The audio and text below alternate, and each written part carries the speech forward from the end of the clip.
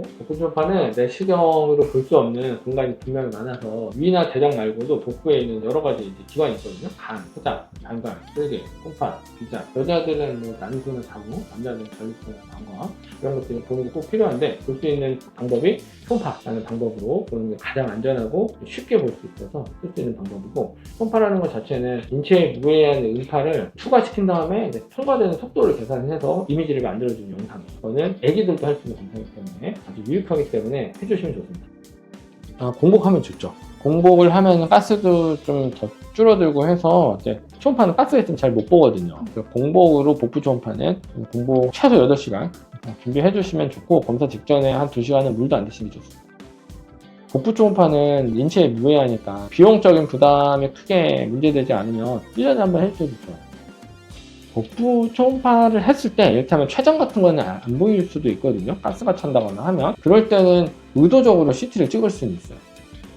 대부분은 건강검진 결과 이제 뭐 잘못됐다라고 써 있는 거가 있거든요. 정상에 대해서 다 보는 건 너무 힘드니까 잘못됐다고 이제 표시되어 있는 혈액 검사나 이미지나 이런 걸 해서 이거는 문제 있다라고 적혀 있으면 그건 사실은 그냥 담당이한테 가서 물어보시는 게 제일 맞습니다. 이 사람들도 과가 다르면 대답 못 해주는 경우가 많아요. 이상소견이 있는지를 확인하고 그거 있으면은 시간을 잡고 한번 가서 담당의 선생님과 얘기를 해보는 게 제일 좋죠. 일단 집에 있던 기관이나 복부 초음파. 항상 저희 복부 초음파, 여자분들은 갑상선 초음파 꼭 해보세요. 워낙 많아서. 남자분들도 해도 좋은데 빈도가 여자보다는 좀 떨어져가지고. 복부 초음파는 30대부터 상관없고요. 여자들은 유방 초음파 40대부터 30대 해도 좋아요. 여자들은 40대부터 유방 초음파 꼭 하시고 갑상선도 꼭 하시고. 보통 9월달부터 이제 많아지시거든요. 9월 10, 11, 12는 워낙 많으니까 그때 가는 거 추천하지는 않고, 완전히 성수기 때만 빼고는 상관없죠. 그 전에 할수록 좋죠. 병원이 너무 바쁘지 않을 때 하는 게, 여유를 갖고 하는 게 좋은. 초기 위험 단계는 내시경적 절제가 가장 우선시됩니다. 표준 치료입니다. 보통 기본적으로는 수술을 하는 가이드라인이 있거든요. 거기를 만족시키지 못할 때 자기죠, 자기. 다른 기관으로 전이가 됐거나, 아니면은 지금은 이제 수술을 할 수 없는 상태인데 항암 치료로 종양의 크기가 작아지거나 다른 부분이 이제 줄어들거나 없어지거나 하면 수술의 범위에 들어갈 수도 있거든요. 그럴 때 하는 거라고 보시면 됩니다.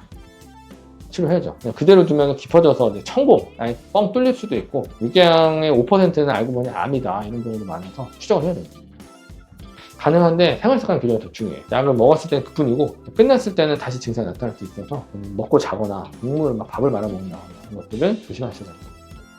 변비형이 있고 설사형이 있는데 둘 다 이제 중요한 게 장내에 이제 좋은 미생물이 살면 좋거든요. 그래서 유산균 같은 거 꾸준히 드시는 것도 도움이 되고, 자극적인 음식, 그리고 스트레스 상황에서 이제 본인이 스트레스 줄일 수 있는 노력이 필요한데 운동도 거기에 해당이 되고요. 다양한 식이섬유를 섭취해서 장 안에 좋은 미생물이 살 수 있게 해주시면 좋아요. 약간 면역 계통의 질환이라고 보면 되거든요. 자기 면역이 잘못돼서 자기가 자기 몸을 공격하게 되는 질환 중에 하나인데, 이거는 정해진 치료 이제 그 프로토콜이 있어요. 개양성 대장염이나 이제 장염이나 크론병이나 두 가지로 크게 나뉘는데, 각자의 1단계 뭐 초기, 중기, 후기 이런 식으로 나뉘어서 약은 어떻게 쓰는 이제 가이드라인이 있으니까 병원에서 치료하셔야 돼요. 간이 나쁜 우리 몸에서 필요 없는 독소 같은 걸 내보내는, 쓸개즙으로 만들어서 내보내는 그런 효과가 있는데, 그 속도를 높여주는 건 UDCA라는 성분이 있어요. 그게 제일 메인이겠네요. 소위 우리가 말하는 우루사 이런 약을 제일 이제 많이 쓰긴 하는데, 그 외에 이제 다른 약식, 실리마린이나 페넬이나 보데스나 이런 약들은 간 기능 이상이 있을 때, 간 수치 문제가 있을 때 간 세포의 안정화를 이제 유발해서 수치를 이제 좋게 해주는 약들이 있죠. 위에서는 이제 제일 중요한 거는 너무 자극적인 거, 국에 밥을 말아 먹는다거나 밥을 먹고 바로 누워버린다거나 폭식을 하거나 불규칙하게 먹는다거나, 그게 제일 안 좋고요. 그 다음은 이제 음주랑 흡연이죠. 중요해요. 암으로 진단된 거면 일단 1년에 한 번 봐요. 보통 1년에 해서 5년 동안 1년에 한 번 봐요. 그 다음부터는 일반적으로 추정을 해도 됩니다. 포인트가 무조건 있죠. 왜냐면은 특히 이제 우리 몸의 장이나 장 점막, 세로토닌 수용기라고 해서 뇌에서 작동하는 신경 전달 물질인데 장에도 엄청 작동을 하거든요. 그러니까 우리가 몸을 움직여서 좋은 이제 세로토닌을 만들어낸다거나 도파민이 나온다거나 엔도핀이 나온다거나 하면 바로 직접적으로 장에 영향을 줘요. 그래서 특히나 과민성 대장에는 운동에서 이런 생활습관 교정해주는 게 엄청 많죠. 양배추는 위에 대해서는 위장장애나 속쓰림이나 그런 증상에 효과를 줄 수는 있어요, 양배추가. 근데 장에 대해서는 가스를 많이 만들어서 장은 오히려 불편할 수 있거든요. 그래서 장이나 그런 불편한 게 전혀 없고 과민성 있는 게 없는데 속만 쓰리다, 양배추 드시고 어느 정도 위에는 도움을 줄 수 있습니다.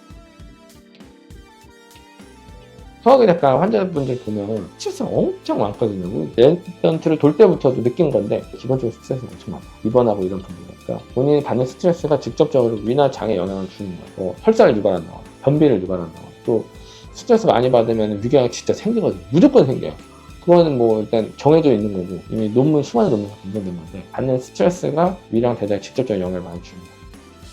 재생 속도를 떨어뜨려요. 위 점막의 세포가 이제 빠르면 48.5주에 계속 바뀌어야 되는데 흡연을 하게 되면 재생 속도가 떨어져서 궤양이 생겨도 잘 안 나세요.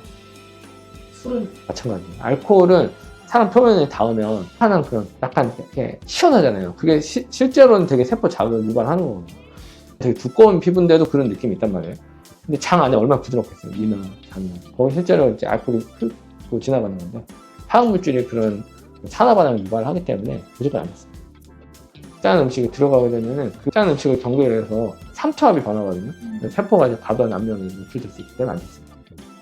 당연히 안 좋죠. 식단을 많이 할 때는 갑자기 산이 많이 나오거든요. 산이 나와야 될 타이밍에 식단을 또 안 해버리면 그냥 위가 산에만 노출되고 중화시켜줄 게 없으니까 안 좋죠. 어느 정도는 관련이 있을 텐데 이렇게 비만이 무조건 이제 대장암이다 라고 보기보다는 일단은 BMI가 높은 분들이 용종이 나올 확률이 더 높아요. 용종이 많으면 그 중에 선종이 있을 확률이 높고 그 선종이 많으면 그 중에 이제 또 유전자가 좀 바뀌면서 대장암이 가는 거거든요. 논리적으로 가능합니다. 아주 영향이 있죠. 왜냐하면 수면이 결국 뇌 건강, 우울증이나 어떤 이런 영향을 도파민의 감소나 엔도르핀의 부족을 유발하기 때문에 뇌랑 위가 이제 직접적으로 연결되어 있잖아요. 그래서 수면 당연히 중요합니다. 있을 수 있는데 정확하게 이제 검증된 거는 호흡기보다는 없어요. 호흡기가 훨씬 더 많아요.